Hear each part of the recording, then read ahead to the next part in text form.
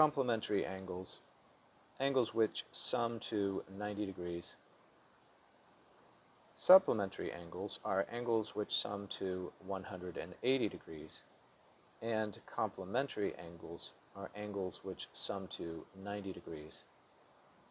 To better picture complementary angles, imagine a 90-degree or right angle. Now draw an imaginary ray in the middle of the 90-degree angle. The new ray splits up the 90-degree angle into two angles. Now there are two angles which, when added, will add up to the total of 90 degrees.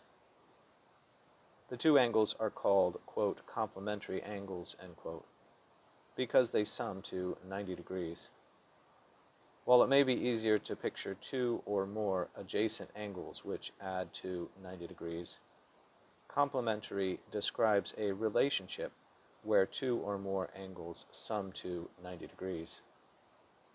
Antonyms: supplementary angles. Related words: adjacent angles, opposite angles, vertical angles, sum.